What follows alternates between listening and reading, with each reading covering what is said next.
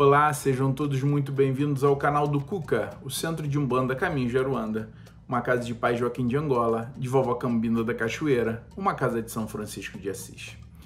Hoje a gente vai falar sobre as principais causas de queda dos médiuns, né?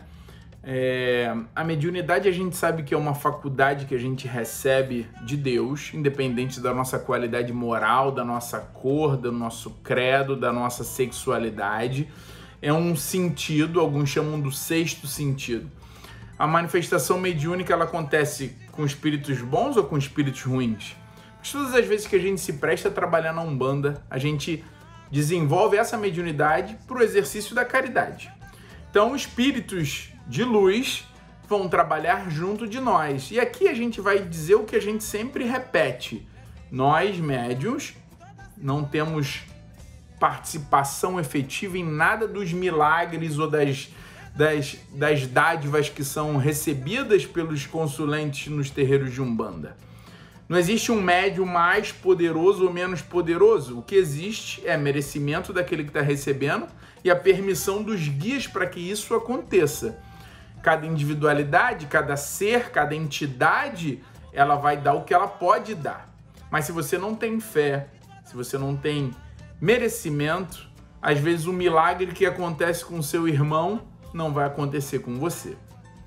Então nós médiuns recebemos essa dádiva da incorporação, da comunicação dos espíritos através de nós, e às vezes a gente vai criando dentro de nós vaidade, ego, a gente vai querendo se aproveitar dessa mediunidade como se a gente fosse alguém poderoso, e a gente sabe que na Umbanda a gente segue a dádiva do Cristo. Dai de graça o que de graça recebeste. Nós médiuns, como eu falei no começo, não temos nenhuma influência. Se eu trabalho com uma entidade de cura, eu desincorporado, não vou fazer ninguém ser curado. Então eu, enquanto instrumento, não tenho uma interferência relevante. Nós somos mais passivos do que ativos nessa questão da mediunidade causar impacto na vida do consulente. Então, se eu sou um médium que trabalha com uma entidade de luz e eu enveredo pelo lado de querer ter alguma vantagem, seja ela financeira, ou seja, a cobrança, que isso não é permitido de forma nenhuma na Umbanda, seja através de eu galgar, através da minha influência enquanto médium, benefícios para mim, se eu deixar minha vaidade, o meu ego falar mais alto, as entidades não vão querer efetivamente trabalhar através de mim, até porque eles precisam de mim muito pouco. Eles sempre vão encontrar um outro instrumento para ser feito o milagre, para ser feita a graça, para a magia acontecer. Outro assunto que é muito peculiar, que a gente tem que tomar muito cuidado, é daquele médium que vai utilizar desse seu status, dessa sua posição perante aqueles outros para ter qualquer tipo de benefício de cunho sexual. E aqui a gente não está falando do casamento, de uma coisa séria, de um namoro, não é isso. Infelizmente existem médiuns que vão atraindo para si o status de ser alguém poderoso, alguém importante no terreiro, e ele acaba aproveitando-se disso. Quando a gente mistura o sexo com o trabalho da caridade, também a espiritualidade não gosta. Isso eu acho que é um senso comum na maioria dos terreiros. Mas eu vou adicionar aqui um outro que pode arrebentar com uma corrente espiritual. É a fofoca. Quando a gente começa a olhar para o lado, quando a gente começa a querer julgar a incorporação do seu amigo, do seu vizinho, quando a gente começa a criar problema com um médium que está iniciando ou que está em outro estágio, quando a gente começa a querer julgar se a manifestação daquele irmão é um animismo, uma mistificação, quando a gente está mais preocupado com o argueiro ou o cisco no olho do vizinho e não vê a trave no nosso, é aí onde os problemas acontecem.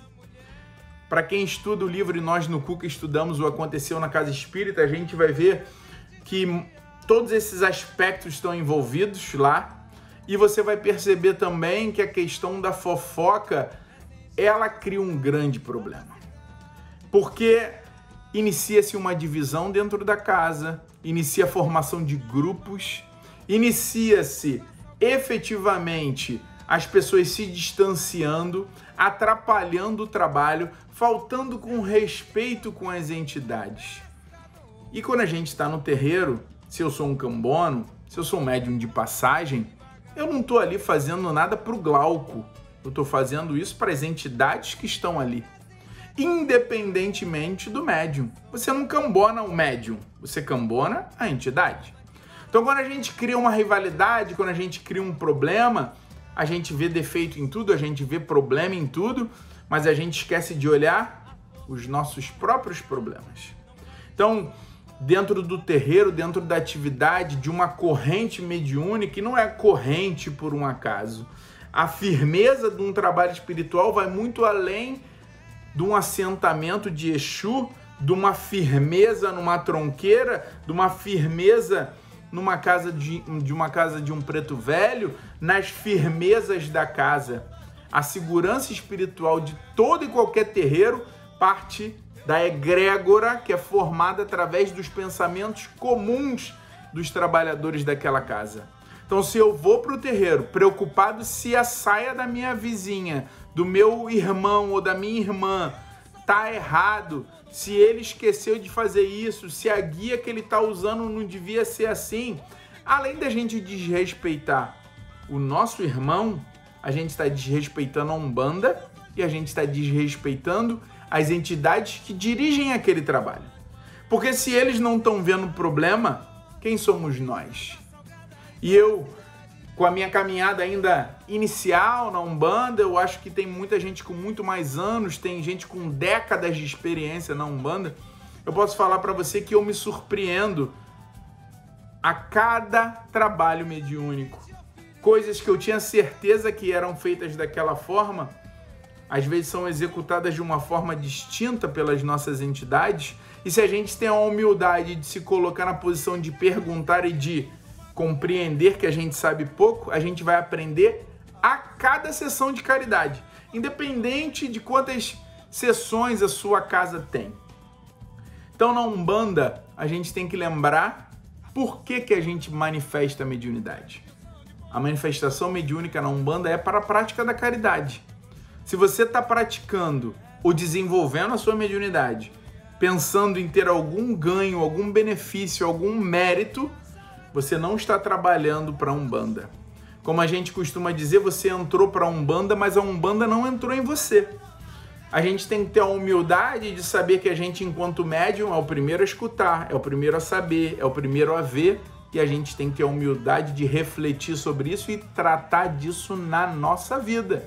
Porque as entidades não julgam nenhuma das pessoas que chegam diante de nós, porque nós, cheios de defeitos, com tantas traves nos olhos, estamos preocupados com o cisco no olho do meu vizinho, do meu irmão. Que a gente possa fazer essa reflexão e garantir que o pouco que a gente pode fazer, que é ser um instrumento afiado, que é ser um instrumento correto, que a gente entenda que isso é através do nosso próprio desenvolvimento moral. E quando a gente pensa nos grandes filósofos da humanidade, quantos mais eles pensavam que eles estavam maiores, vinha a dúvida de que realmente eu sei tudo ou eu sou maior porque eu sei que nada sei.